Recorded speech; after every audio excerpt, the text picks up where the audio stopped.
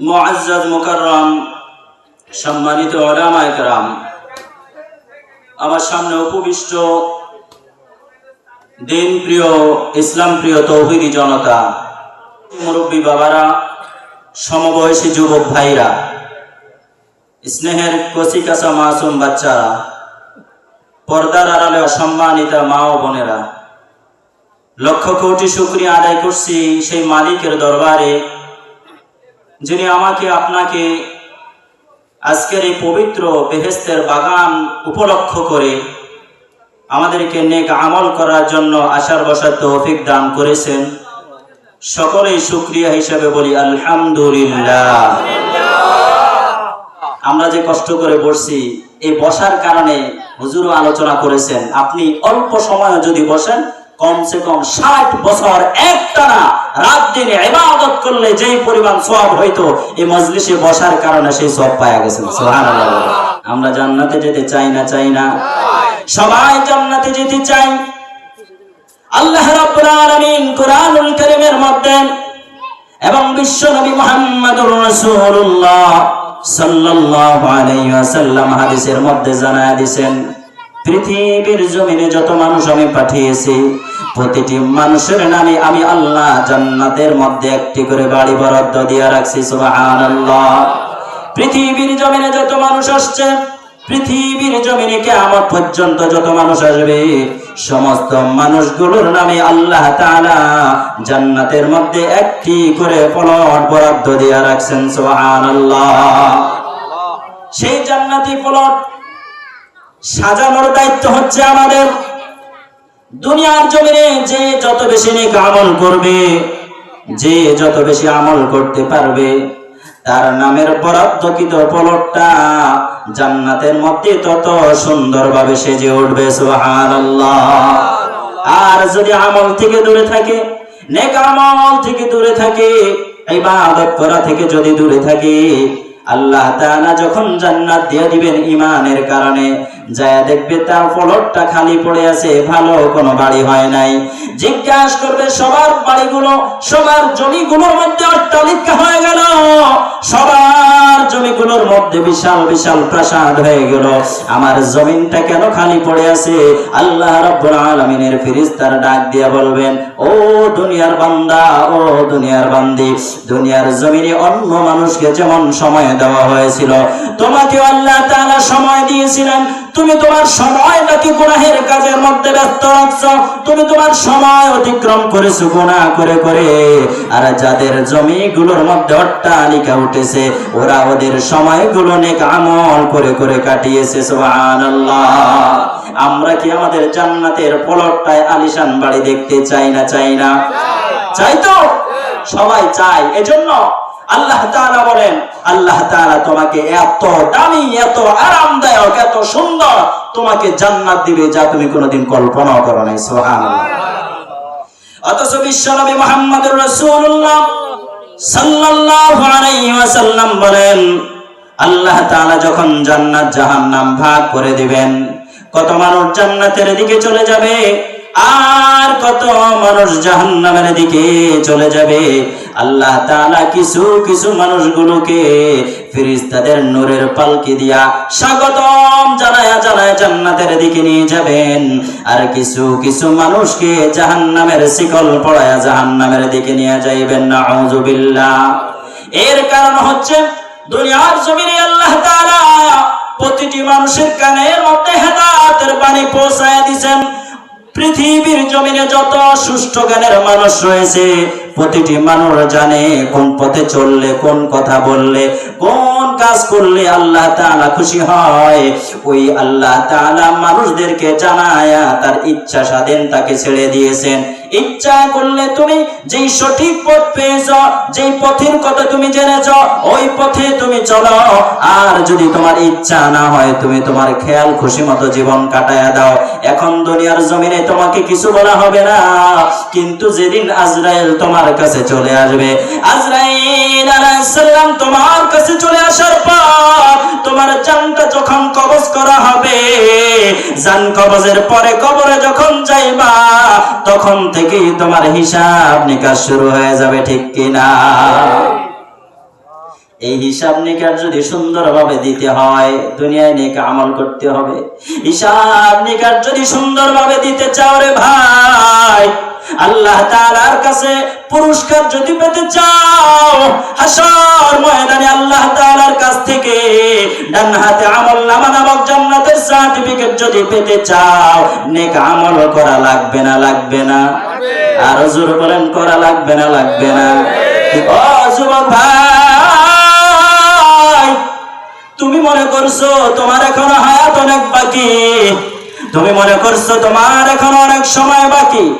সময় যখন আসবে তুমি ইবাদত করবা, এর ভাই হাতে ধরে পায়ে ধরে বলি একটু বালিশের মধ্যে মাথাটা লাগায় চিন্তা করবা, তোমার সমবয়সী কত মানুষ কবরের দিকে চলে গেছে, তোমার থেকে ছোট কত মানুষ কবরের দিকে চলে গেছে, ঠিক কিনা?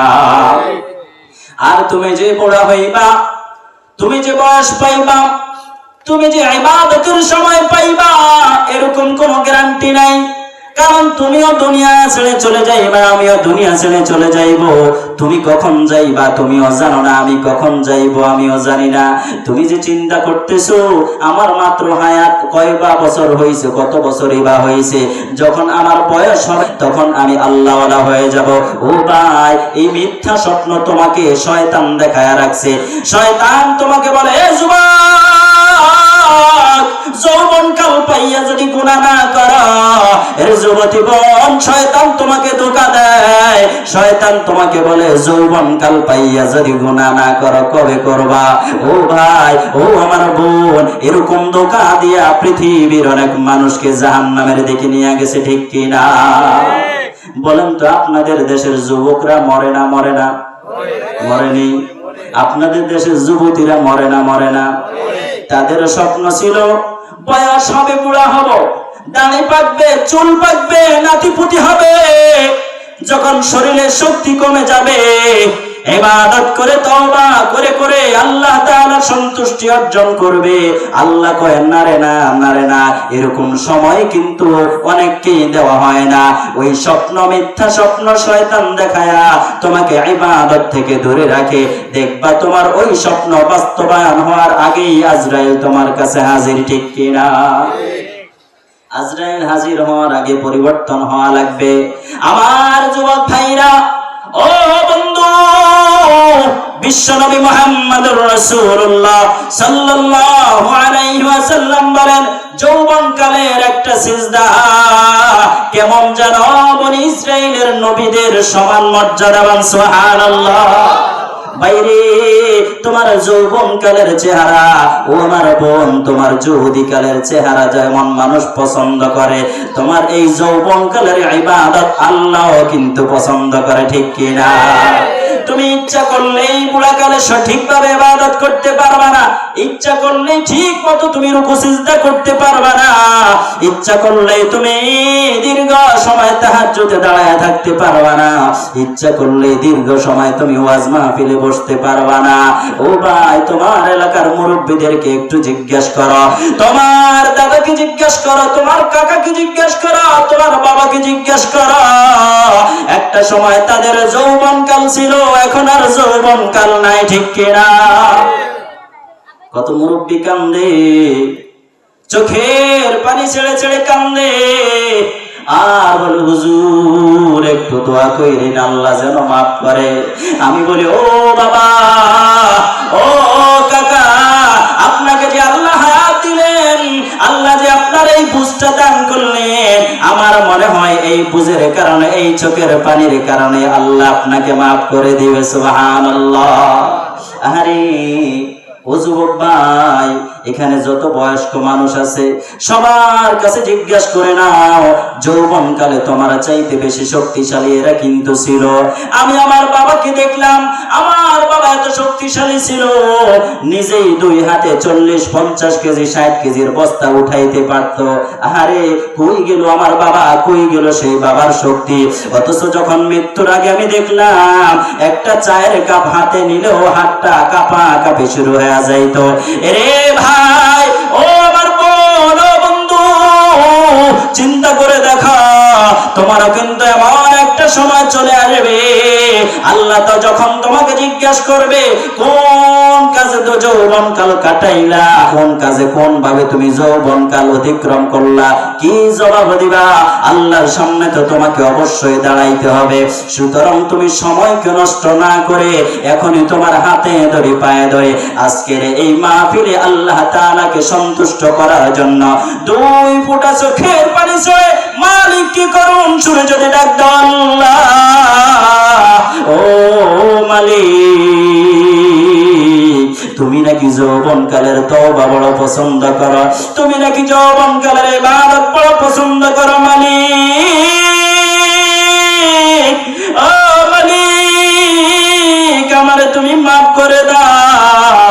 ও ভাই, ও বন্ধু, ও আমার যুবতী বোন, ও আমার পর্দার আড়ালের মা, খোদার কসম, খোদার কসম, 2 ফোঁটা চোখের পানি ছেড়ে যদি আল্লাহকে এইভাবে ডাকতে পারো, আল্লাহ তাআলা তোমাকে চোখের পানি নাকের ডগায় আসার আগে মাফ করে দিবেন। সুবহানাল্লাহ, আর জোরে বলি সুবহানাল্লাহ। তারপর দেখবেন কোরআনুল কারীম থেকে, বিশ্ব নবীর হাদিস থেকে এত সুসংবাদ পাওয়ার পরেও একদল মানুষ এই নেক কাজ থেকে দূরে থাকবে। নেক কাজ তাদের কাছে ভালো লাগবে না, ওয়াজ মাহফিল তাদের কাছে ভালো লাগবে না, আছে না নাই? সত্যের কথা তাদের কাছে ভালো লাগে না, আছে না নাই? মিথ্যার সঙ্গে থাকে, আছে না নাই? এই দেশে পাওয়া যায় না, না যায়? যদি পাওয়া না যাইতো তাইলে সব অন্যায় কাজ কারা করে? কি বলেন, জিন ভূতেরানি করে না মানুষরাই করে? এক শ্রেণীর মানুষ আছে সত্যের কথা বললে গায়ের মধ্যে জ্বালা পড়া শুরু হয়ে যায়, কোরআনের কথা বললে গায়ের মধ্যে জ্বালা পড়া শুরু হয়ে যায়, আছে না নাই? সত্যের পক্ষে গান গাই বলে আমি বিপ্লবী, সত্যের পথে ডাকি বলে আমি বিদ্রোহী, আছে না নাই? বলে না নাই?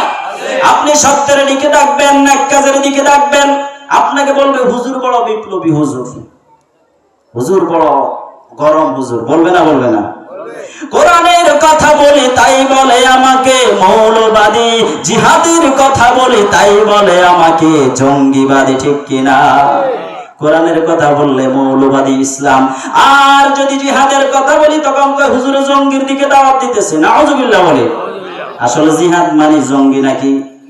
জিহাদ মানে সন্ত্রাস নাকি? আমি তো আমার মসজিদে মাঝে মাঝে বলি, জিহাদ এবং সন্ত্রাসকে এক করবেন না, জিহাদ এবং জঙ্গিকে এক করবেন না। জিহাদ হচ্ছে সেই কাজকে বলা হয় যেই কাজের মাধ্যমে অন্যায়কে প্রতিরোধ করা হয়, সুবহানাল্লাহ বলি। আর জঙ্গিবাদী আর সন্ত্রাসী হলো অন্যায় করাকে বলা হয়, ঠিক কিনা? এখন কোরআনুল কারীমে যেহেতু জিহাদের কথা বলা হয়েছে, কোরআনুল কারীম কি আমাদেরকে সন্ত্রাসের দিকে উস্কায় দিয়েছে নাকি অন্যায় প্রতিরোধ করা শিখাইছে? পৃথিবীর জমিনে বিশ্বনবী মুহাম্মদুর রাসূলুল্লাহ সাল্লাল্লাহু আলাইহি ওয়াসাল্লাম কালিমার দাওয়াত যখন থেকে দিলেন, আবু জাহেলের গোষ্ঠীরা নবীজির বিরুদ্ধে অপবাদ দেওয়া শুরু করলো। নবীজি যখন এক আল্লাহর দিকে ডাকলেন, নবীজিকে তারা পাগল বলে তাড়ায় দিল। নবীজি যখন এক আল্লাহর দিকে ডাকলেন, নবীজিকে জিনে ধরা রোগী বলে তাড়ায় দিল। নবীজি সাল্লাল্লাহু আলাইহি ওয়াসাল্লাম যখন কোরআনের কথা বলতেন, নবীজিকে জাদুকর বলতো। আর নবীজি যখন তাদের বিরুদ্ধে প্রতিরোধ করলেন, তখন নবীজিকে সন্ত্রাস বলছে, নাউযুবিল্লাহ। কিয়ামত পর্যন্ত থাকবে একদল যারা সত্যকে সহ্য করবে না, নেক কাজকে সহ্য করবে না। নেক কাজ দেখলেই তাদের অন্তর জ্বালা পোড়া শুরু হয়ে যাবে, নাউযুবিল্লাহ। এই কথাটাই বিশ্বনবী মুহাম্মদুর রাসূলুল্লাহ সাল্লাল্লাহু আলাইহি ওয়াসাল্লাম বলছেন, ইন্না ফিল জাসাদি লামুদগাতান ইযা সালুহাত সালুহাল জাসাদু কুল্লু ওয়া ইযা ফাসাদাত ফাসাদাল জাসাদু কুল্লু আলা ওয়া হিয়াল কলব। নবীজি বলেন, যারা নেক কাজের পক্ষে থাকে না, যারা নেক কাজের বিরোধিতা করে, যাদের কাছে নেক আমল ভালো লাগে না, যাদের কাছে গুনাহের কাজগুলো ভালো লাগে, তাদের ব্যাপারে আমি নবী আরো 1400 বছর আগে জানায় দিয়েছি। সুবহানাল্লাহ। কারা এই লোকগুলা? কারা? যাদের কাছে নেক কাজ ভালো লাগে না, ওয়াজ মাহফিল ভালো লাগে না, কোরআনের কথা ভালো লাগে না, জিকির আজকার ভালো লাগে না, নামাজ ভালো লাগে না, এদের কথা নবীজি বলছেন, শুনো তাদের পরিচয়। নবীজি বলছেন, কে বলছেন? নবীজি তাদের পরিচয় বলছেন। নিশ্চয় পৃথিবীর জমিনে যত মানুষ এসেছে, প্রতিটি মানুষের অন্তরের মধ্যে, প্রতিটি মানুষের বুকের মধ্যে আল্লাহ তাআলা একটি গোশতের টুকরা ফিট করে দিয়েছেন। ওই গোশতের টুকরা যতক্ষণ ভালো থাকবে, লোকটার কাছে সব নেক আমল ভালো লাগবে। গোশতের টুকরা যখন নষ্ট হয়ে যাবে, লোকটার কাছে সব নেক আমল খারাপ লাগবে। নবীজি বলেন, সেই গোশতের টুকরার নাম হচ্ছে অন্তর বা কলব। সুবহানাল্লাহ। আর একটু জোরে বলি সুবহানাল্লাহ। নবীজি বলেন অন্তর অথবা কলব। হাদিসের ভাষায় এতক্ষণ বলছে, এখন বাংলা ভাষায় বোঝায়। যাদের অন্তর ভালো আছে, অন্তর সুন্দর যাদের, তাদের কাছে মাহফিল মজা লাগবে, নামাজ পড়তে ভালো লাগবে, কোরআন পড়তে ভালো লাগবে, জিকির করতে ভালো লাগবে। আর যাদের অন্তর নষ্ট হয়ে গেছে, এগুলা তাদের কাছে অনেক খারাপ লাগবে, নষ্ট লাগবে। ঠিক ওই সমস্ত রোগীর মতো, যেই সমস্ত রোগীদের রোগ হওয়ার কারণে জিহ্বার স্বাদ নষ্ট হয়ে যায়, জিহ্বার স্বাদ নষ্ট হয়ে যাওয়ার কারণে পৃথিবীর সব দামি খাবারগুলো তাকে দেওয়ার পর সে বলতে থাকে, আমাকে কেমন খাবার দেওয়া হলো, খাবারটা তো মজা না, স্বাদ না।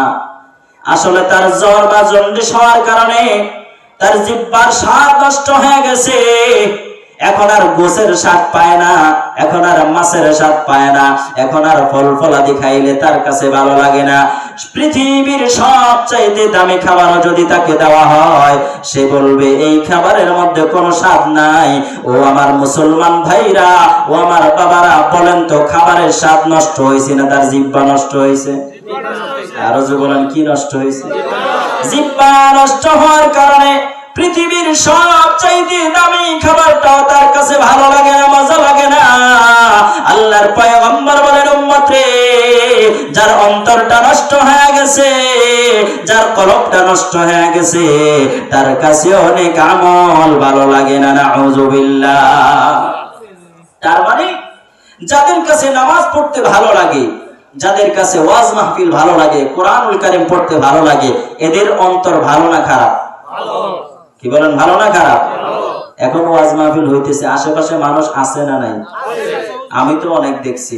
তার মানে তাদের অন্তরে এটা অসুস্থই লাগে। দেখেন, জিহ্বার স্বাদ নষ্ট হয়ে গেলে ফ্যামিলির 10 জন বসছেন একসাথে খাইতে, গরুর গোশত পাক করছে, খাবারের মধ্যে আমার জানা মতে যত গোশত আছে, সব গোশতের চাইতে বেশি মজাদার গোশত হচ্ছে গরুর গোশত। আপনারা জানেন এটা?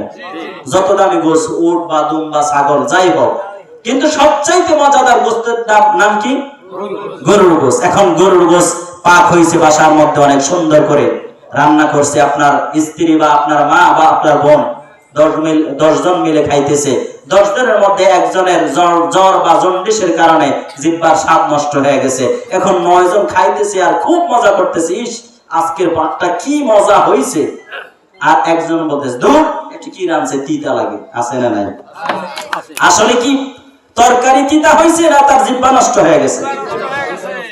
জিহ্বা যেমন নষ্ট হওয়ার কারণে, অসুস্থতার কারণে, জিহ্বা যেমন নষ্ট হওয়ার কারণে পৃথিবীর সবচাইতে দামি খাবারও তার কাছে খারাপ লাগে। আল্লাহর পয়গম্বর বলেন, যেই ব্যক্তির অন্তর ভালো আছে তার কাছে নামাজ পড়তে মজা লাগে, আর যে ব্যক্তির অন্তর নষ্ট হয়ে গেছে ওই ব্যক্তির নামাজ অনেক কষ্টকর মনে হয়, ঠিক কিনা? আর যে ব্যক্তির অন্তর সুস্থ আছে ওই ব্যক্তির কাছে কোরআনুল কারীম পড়তে বড় মজা লাগে, আল্লাহ তাআলার জিকির করতে বড় মজা লাগে। অন্তর ভালো থাকার কারণে তাহাজ্জুদের মধ্যে মজা পায়, অন্তর ভালো থাকার কারণে কোরআনুল কারীম পড়ার মধ্যে মজা পায়, অন্তর ভালো থাকার কারণে জিকিরের মধ্যে মজা পায়, অন্তর ভালো থাকার কারণে ওয়াজ মাহফিলে আইসা মজা পায়, ঠিক কিনা? আর যার অন্তর নষ্ট হয়ে গেছে রে, অন্তর নষ্ট হওয়ার কারণে নামাজ পড়তে ভালো লাগে না, মসজিদের মধ্যে ঢোকে না, জিকির আজকার করতে ভালো লাগে না, কোরআন তেলাওয়াত করতে ভালো লাগে না, ওয়াজ মাহফিলের মধ্যে বসতে ভালো লাগে না। আল্লাহর পয়গম্বর বলেন, উম্মত ওই অন্তর নষ্ট হওয়া মানুষ যদি অন্তরটাকে পরিশুদ্ধ করে তওবা না করে, তার কিন্তু কেমন যেন জাহান্নামের দিকে যাওয়া বাধ্যতামূলক হয়ে যায়, ঠিক কি না? বলবেন হুজুর বুঝলাম দুনিয়ার জমিনে অসুস্থ হইয়া অন্তর নষ্ট, অসুস্থ হইয়া শরীর নষ্ট হয়ে গেলে, দুনিয়ার জমিনে অসুস্থতার কারণে শরীর যদি নষ্ট হয়ে যায়, জিহ্বার স্বাদ যদি চলে যায়, ভালো ডাক্তার দেখাইলে চিকিৎসা পাইয়া সুস্থ হওয়ার সম্ভাবনা আছে, কি বলেন ঠিক কিনা? আপনি যতই অসুস্থ হন, আল্লাহ তাআলা ডাক্তারদের মাধ্যমে, ওষুধের মাধ্যমে আপনাকে সুস্থ করবেন। হুজুর এই শারীরিক শিক্ষা তো, শারীরিক ট্রিটমেন্ট তো ডাক্তাররা করবে, ঔষধ দিবে, কিন্তু অন্তর যদি নষ্ট হয়ে যায় এর আবার ট্রিটমেন্ট কিভাবে করবে, এর চিকিৎসা কিভাবে করবে? আল্লাহর পয়গম্বর বলেন উম্মত, এর চিকিৎসা হচ্ছে তুমি সকাল সন্ধ্যা জিকির করতে থাকো, লা ইলাহা ইল্লাল্লাহ, জোরে লা ইলাহা ইল্লাল্লাহ, লা ইলাহা ইল্লাল্লাহ। লা ইলাহা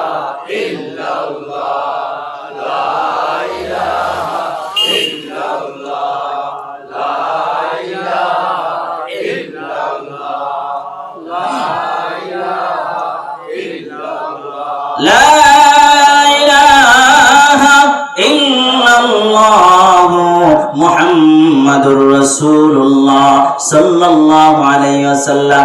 নবীজি বলেন উম্মত রে, কলব যদি নষ্ট হয়ে যায়, ইবাদত যদি ভালো না লাগে, তাইলে তুমি একজন বিশেষজ্ঞ চিকিৎসকের কাছে যাও।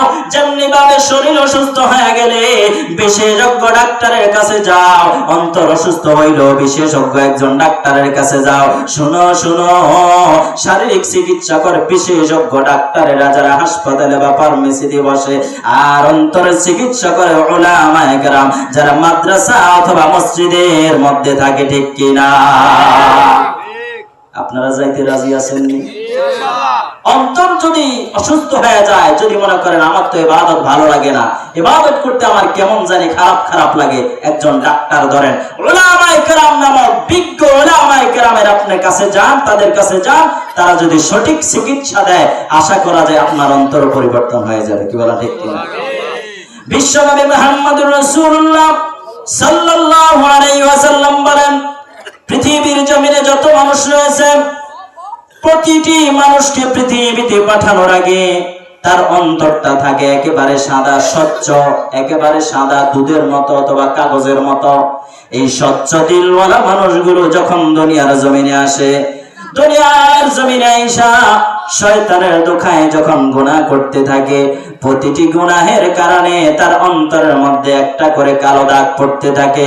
অন্তর অথবা কলবের মধ্যে বারবার গুনাহের কারণে বারবার দাগ পড়তে থাকে, আর এই দাগ পড়তে পড়তে এমন একটা অবস্থা হয়ে যায়, ওই সাদা অন্তরটা একেবারে কালো কুচকুচে হয়ে নষ্ট হয়ে যায়। নাউযুবিল্লাহ। বিশ্বনবী মুহাম্মদুর রাসূলুল্লাহ সাল্লাল্লাহু আলাইহি ওয়াসাল্লামের এই হাদিসের ব্যাখ্যা অনেক সাহাবায়ে কেরাম করেছেন, অনেক বিজ্ঞজন উলামায়ে কেরাম করেছেন। মানুষের গুনাহের কারণে অন্তর যেমন নষ্ট হয়ে যায়, ঠিক ঠিক দুনিয়ার জমিনে যেমন একটা লোহার মধ্যে জং পড়তে পড়তে লোহাটা মোটা হয়ে যায়, ওই লোহার জং ছুটাইতে হইলে আগুনের মধ্যে দিয়া পিটায়া পিটায়া ছুটানো যায়, আর মানুষের অন্তরের কালো দাগ অথবা জং ছুটাইতে হইলে ওই জিকির নামক হাতুড়ি পিটা করতে হয়। সুবহানাল্লাহ।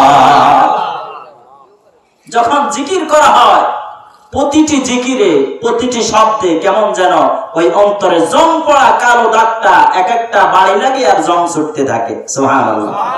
আমাদের অনেকেরই আছে জিকির ভালো লাগে না, আছে না নাই?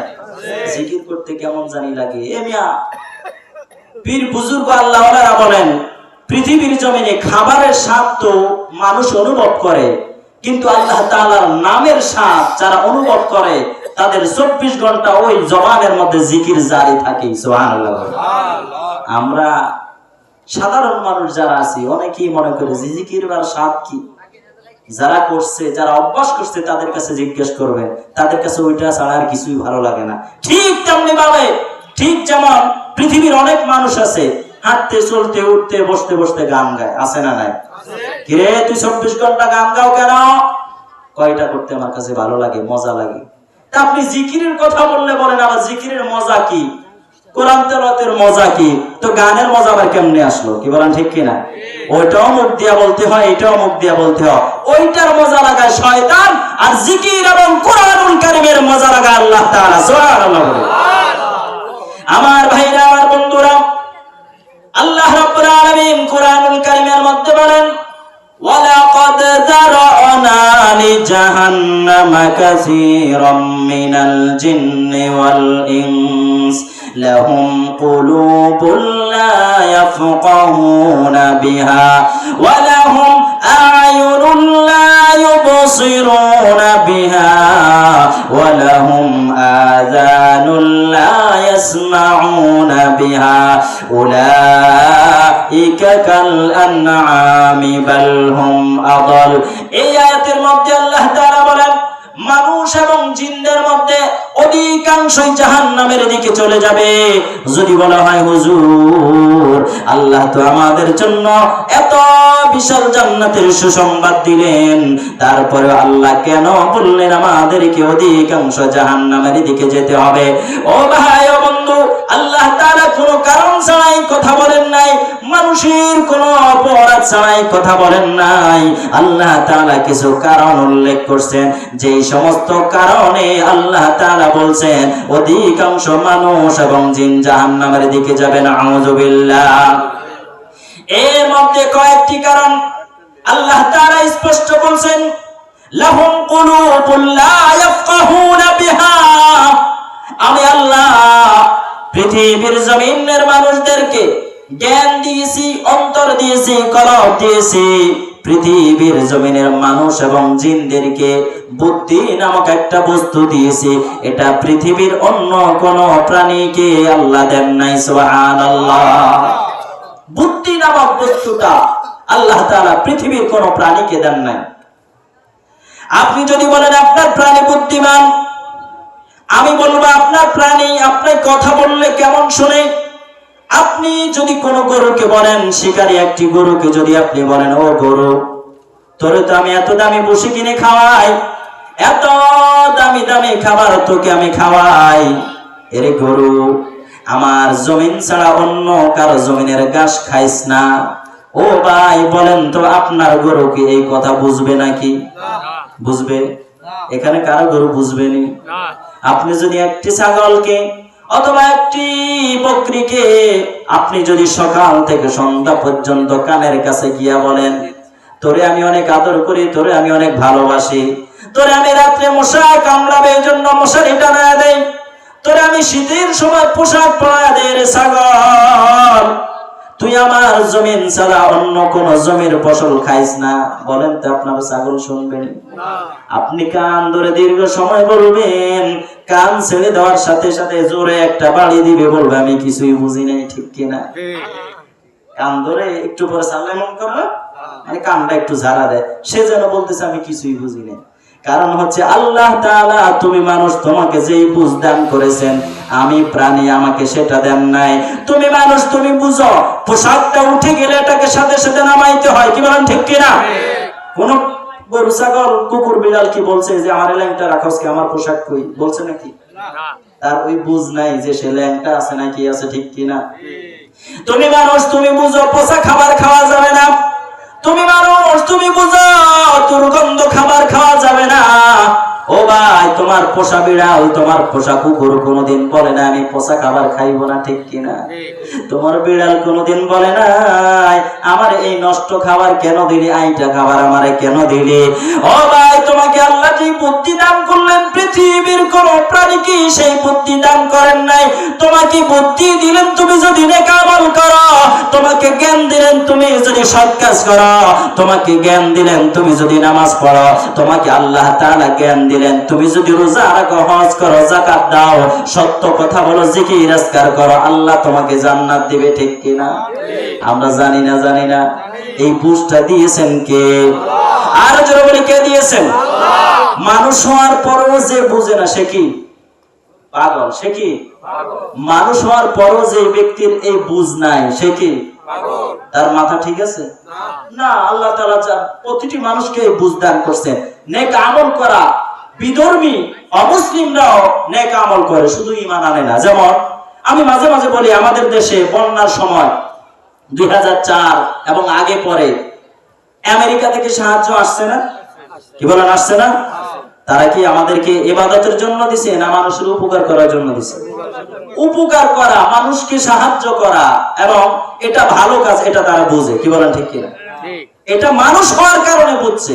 কিন্তু কোন প্রাণী তো এটা বুঝে না যে ওই এলাকার মানুষ না খায়া রয়েছে, তার জন্য ত্রাণ সংগ্রহ করতে হবে, তাকে ত্রাণ উঠায় দেয়। বুঝবে না কি? এটা বুঝবে না, কিন্তু মানুষ বুঝে। আল্লাহ বলেন, আমি আল্লাহ প্রতিটি মানুষকে কলব দিলাম, অন্তর দিলাম, অনুভব করার শক্তি দিলাম। এই শক্তি যখন তারা সঠিকভাবে কাজে না লাগাবে, সে জানবে আজান দিয়েছে, নামাজ পড়া লাগবে, তারপরেও আজান ছুঁই না মসজিদের পাশে দিয়ে হাইটা যায়, আছে না নাই? আরো জোরে বলেন, আছে না নাই? যদি আজান শোনার সাথে সাথে তার অন্তরটা কি বলতো, তোমাকে তো মসজিদের দিকে ডাকতেছে, অবশ্যই সে মসজিদের মধ্যে ঢুকতো। কি বলা ঠিক কিনা? ওই যে বললাম, অন্তর অসুস্থ হয়ে গেছে, এখন ওটা আর ভালো লাগে না। তার অন্তরে জানে, সে নিজে বুঝে যে আজান দেওয়া মানে নামাজের জন্য যাওয়া। কি বলেন, ঠিক না? কিন্তু তারপরে মসজিদ ওভারটেক করে বলি, ভাই নামাজ কেন পড়ো না? নামাজ পড়তে আসো। হুজুর আপনি পড়েন, আমি একটু পরে পড়তেছি। বলে না? বলে না? আবার যদি যুবক ভাই, ও যুবক ভাই, নামাজের টাইম হয়েছে, নামাজটা পড়ে নাও। কয় হুজুর পোশাকটা ঠিক নাই, আছে না নাই? কি বলেন, আছে না নাই? আমার সাথে অনেকবার হয়েছে, অনেককে আমি নামাজের কথা বলছি, ও ভাই নামাজ কেন পড়ো না? নামাজটা পড়তে মসজিদের মধ্যে ঢুকো। হুজুর পোশাকটা ঠিক নাই। আমি বলি কেন ঠিক নাই? কয় নাপাক হয়েছে। আমি তখন বুঝে নিলাম এই লোকটা এমন পোশাক পরছে যেই পোশাক পরে বসে প্রস্রাব করা যায় না, এবং বসে প্রস্রাব করে পানিও খরচ করে না। এই লোকটা গরু ছাগলের মতো দাঁড়ায় দাঁড়ায় প্রস্রাব করছে, আর ওই প্রস্তাবের সিধা তার পোশাকের মধ্যে আসছে, পানি খরচ করে নাই, এই জন্যই তার পোশাক নাপাক। সে বলছে ঠিক কিনা? আরো জোরে বলে ঠিক কিনা? দাঁড়া দাঁড়া প্রস্তাব পায়খানা করে কারা? গরু ছাগল না? গরু ছাগল কুকুর বিড়াল, তাদেরও একটা নীতি আছে, আকীদা আছে। গরু ছাগল কুকুর বিড়াল যখন বালেগ হয় তখন কিন্তু সোজা দাঁড়ায় করে না, একটু নিচু হয়। আপনারা খেয়াল করছেন নাকি? একটু নিচু হয় বালেগ হওয়ার পরে। আর এই পাঠা মার্কা যুবকগুলা এমন টাইট প্যান্ট পরছে, মাথাটাকে নিচু করতে পারে না, বসে প্রস্রাব করতে পারে না, দাঁড়ায়া দাঁড়ায়া ওই যে ছাইরা দিছে মেশিন, লাড়া ছাড়া দিয়ে সিনটা লাগাইছে, মসজিদের সামনে দিয়ে গেল, প্যান্টটা নাপাক। তুমি নাপাক থাকবা কে? এখানে আমার বাবার বয়সী মুরব্বীরা আছেন, সমবয়সী যুবক ভাইরা আছেন, অনেকেই, সবার মা বোন আছে না? কি বলেন, আছে না? আচ্ছা, আমরা যারা পুরুষ, আল্লাহকে আমাদেরকে নির্ধারিত করা নাপাকির সময় দিছে? আসেনি? একজন আছেন এখানে যে মাসে কিছুদিন আমার নাপাক থাকতে হয়? বুঝেন তো আমার কথা? কি বুঝতেছেন? একজন পুরুষও আছেন যাদের মাসে নির্ধারিত কিছুদিন নাপাক থাকতে হয়? আছে নাকি? কিন্তু এটা তো কাদেরকে দিছেন বলেন তো? কাদেরকে দিছেন? আমার বোনকে দিছেন, আমার মাকে দিছেন, আমার স্ত্রীকে দিছেন। তারা মাসে কিছুদিন নাপাক থাকবে। কপাল পোড়া যুবক, মুসলিম ঘরে হয়েও তুমি কেন নাপাক থাকবা? কি বলেন, ঠিক কিনা? মুসলিম ঘরে হইয়া তুমি মুসলমান দাবি করো, আবার দাঁড়া দাঁড়া প্রস্রাব কইরা পানি খরচ করো না, প্যান্টটা লাগাইয়া দাও, আবার বলে আমার পোশাক নাপাক। ও যুবক, ওই অবস্থায় যদি আজরাইল চলে আসে তোমার অবস্থাটা কি হবে? নাপাক অবস্থায় আজরাইল পাইলে স্বাগতম জানায় বেহেশতে নিয়ে যাবে মনে করতেছেন? কি বলেন? বেহেশতে নেবে না দোজখের দিকে নেবে? জান নেওয়ার সময় একটু লাড়াচা দিয়া খেলা শুরু করে দেবে। এই নাপাক অবস্থায়, অন্যায় অবস্থায়, গুনাহ অবস্থায় যখন আজরাইল আসবে, জানটা অত সহজে নিবে না। জানটাকে একটু কষ্ট দিয়া শরীরের প্রতিটি অংশের মধ্যে দৌড়াদৌড়ি করায়া এমন ভয়াবহ মৃত্যু দান করবে কোন মানুষ কোনদিন কল্পনা করে নাই। নাউযুবিল্লাহ। আর যে ব্যক্তি ঈমানদার, আল্লাহ তাআলার ইবাদত করে, আল্লাহ তাআলাকে সন্তুষ্ট করে চলে, পাক পবিত্র থাকে, যদি আল্লাহ তাআলার সাথে সম্পর্ক ভালো হয়, হাদিসের মধ্যে পাওয়া যায় ইমানদার ব্যক্তির মৃত্যু এত সহজে হবে কেমন যেন মায়ের বুকের দুধ খাইয়া বাচ্চা যেমন ঘুমায়া যায়। সুবহানাল্লাহ। বলতেছিলাম আমার ভাইরা, আমার বন্ধুরা, আল্লাহ তাআলা অন্তর দিলেন, বুঝ শক্তি আমাদেরকে দিলেন। আমরা সেই বুঝটাকে সঠিকভাবে কাজে না লাগায়া ইহুদি খ্রিস্টান ও মুসলিমদের মতো, ইহুদি খ্রিস্টান ও মুসলিমদের পরামর্শ অনুযায়ী তাদের মতো চলার চেষ্টা করি। আল্লাহ তাআলার বিধান যে আমাদের পালন করতে হবে সেই বিধান পালন করি না। আমাদেরকে জাহান্নামে যাওয়ার এক নম্বর কারণ হচ্ছে আমরা আমাদের বিবেক এবং অন্তরটাকে সঠিক কাজে লাগাই না, ঠিক কিনা? অন্তর এবং বিবেক যদি সঠিকভাবে কাজে লাগাই তো মসজিদের মধ্যে যখন ঘোষণা হয় হাইয়া আলাস সালাহ, হাইয়া আলাস সালাহ, আসো নামাজের দিকে আসো, হাইয়া আলাল ফালাহ, হাইয়া আলাল ফালাহ, আসো কল্যাণের দিকে আসো, বিবেকের মধ্যে ধাক্কা খাইতো, অন্তরের মধ্যে ধাক্কা খাইতো, আমার মালিক আমাকে ডাকছেন, আমার মসজিদে যাওয়া লাগবে, ঠিক কিনা? বিবেকটাকে সঠিকভাবে কাজে না লাগানোর কারণে মসজিদের পাশে ঘর হওয়ার পরেও, মসজিদের পাশে বসে থাকার পরেও মসজিদে ঢোকে না, আসে না নাই? আল্লাহ বলেন, আমি যে বলছি অধিকাংশ জিন এবং মানুষ জাহান্নামে যাবে, এর একটাই এক নাম্বার কারণ। এর এক নাম্বার কারণ হচ্ছে তাকে যে আমি বুঝ শক্তি দান করলাম সেই বুঝটাকে সঠিকভাবে কাজে লাগাই নাই। আল্লাহ বলেন, আমি আল্লাহ আরো কিছু কারণে তাকে জাহান্নামে দিব। এর মধ্যে দ্বিতীয় কারণ হচ্ছে ওয়ালাহুম আয়ুনুল লা ইউবসিরুনা বিহা, আমি আল্লাহ তাআলা তাকে দুইটা চক্ষু দান করলাম, ওই চক্ষুটাকে সঠিকভাবে কাজে না লাগানোর কারণে তাকে জাহান্নাম দিব। নাউযুবিল্লাহ। বলবেন হুজুর সঠিক কাজে লাগাই না কেমনে? সব কিছু বুঝি, ফ্যামিলির জন্য কোন কাজ করলে ফ্যামিলির উন্নতি হবে সেটা বুঝি, কামাই করা বুঝি, যন্ত্রপাতি ঠিক করা বুঝি, জমির মধ্যে সঠিকভাবে ফসল লাগানো বুঝি।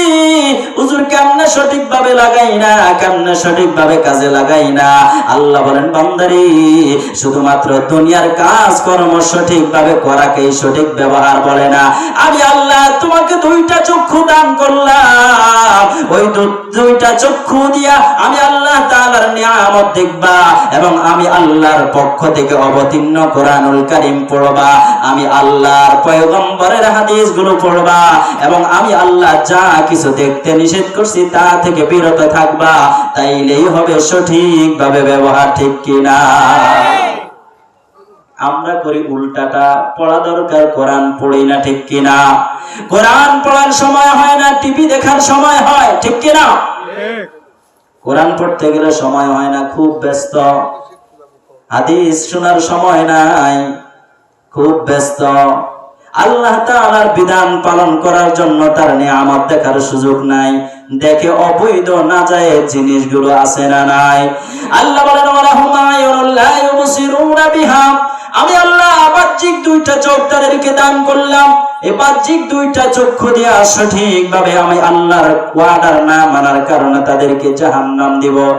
আর তৃতীয় নম্বরে যে কারণে আমি আল্লাহ তাদেরকে জাহান্নাম দিব সেই কারণটা হইছে ওয়ালাহুম আযানুল লা ইয়াসমাউনা বিহা, ওয়ালাহুম আযানুল লা ইয়াসমাউনা বিহা, আমি আল্লাহ তাদেরকে দুইটা কান দিলাম, এই দুইটা কান দিয়া আমি আল্লাহর কুদরত শ্রবণ করবে। কান দিয়ে যদি গুনাহের কাজের মধ্যে জড়িত থাকে, এই কানটাকে সঠিকভাবে ব্যবহার না করার কারণে আমি তাকে জাহান্নাম দিব। নাউযুবিল্লাহ।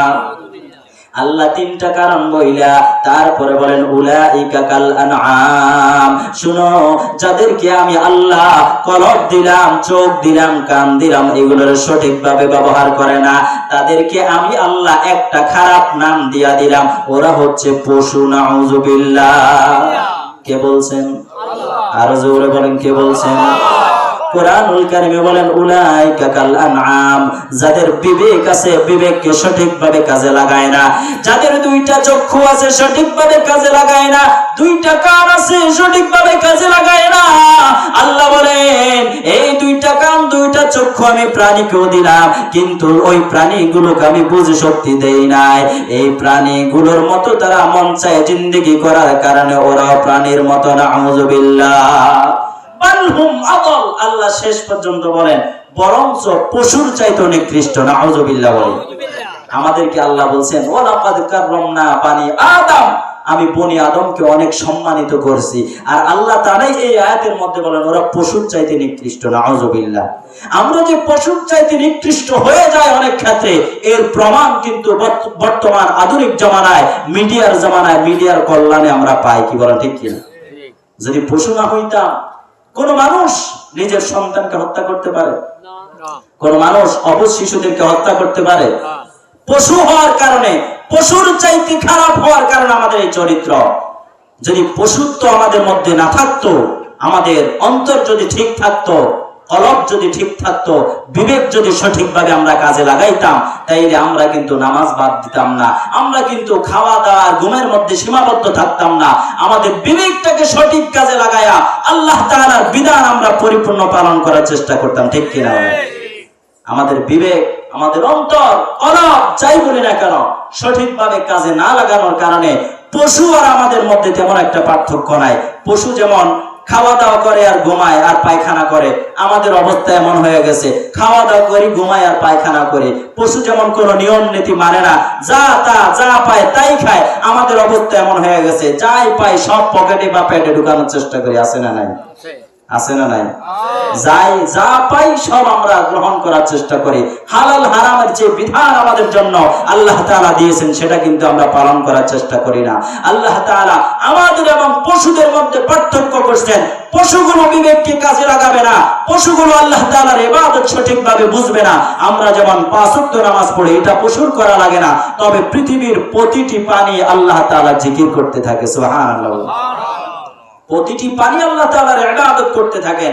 যেমন মুফাসসিরিন কিরাম তাফসীরের মধ্যে লেখেন, আল্লাহ তাআলা এই পৃথিবীতে যত প্রাণী পাঠিয়েছেন, যত জীবজন্তু পাঠিয়েছেন, প্রতিটি জীবজন্তুকে 24 ঘন্টা আল্লাহ তাআলা ইবাদতের মধ্যে রাখছেন। সুবহানাল্লাহ। কেমন যেন গরু, ছাগল, হাতি, ঘোড়া, এগুলোকে কেমন যেন রুকুর মধ্যে রাখছেন, মাথাটা নোয়ায় রাখে, কেমন যেন রুকুতে থাইকা আল্লাহ তাআলার প্রশংসা করে।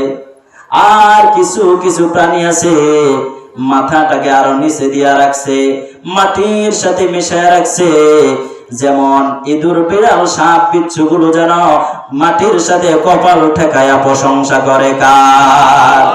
আর জোরে বলি কার? প্রতিটি প্রাণী 24টা ঘন্টা আল্লাহ তাআলার ইবাদত করে। এই যে দাঁড়ানো গাছগুলো আমরা দেখতেছি, প্রতিটি গাছ দাঁড়ানো অবস্থায় কেমন যেন আল্লাহ তাআলার প্রশংসা করতেছে দাঁড়ায়া দাঁড়ায়া। যদিও বা আমরা গাছের ডালের মধ্যে শুনি কোকিল কুহু কুহু ডাকে, বরঞ্চ এই কোকিল গুলো কুহু কুহু ডাকে না, ওরা বলে আল্লাহু আল্লাহু সুবহানাল্লাহ। আমরা মালিকের কথা স্মরণ করি না। সকাল যায়, সন্ধ্যা যায়, রাত পেরিয়ে যায়, মালিকের কথা আমরা স্মরণ করি না। কিন্তু পৃথিবীর সমস্ত প্রাণীগুলো একমাত্র ইবাদত করে কার? আল্লাহ। আরো জোরে বলতে হবে কার? আল্লাহ। আল্লাহর ইবাদত করতে আমরা রাজি আছি না নাই? এই মাহফিলের মধ্যে তওবা করে আল্লাহ তাআলার কাছে ওয়াদা করব, আল্লাহ যতদিন বাঁচবো তোমার বিধানের বাইরে কোনো কাজ করব না। পারবো তো ইনশাআল্লাহ?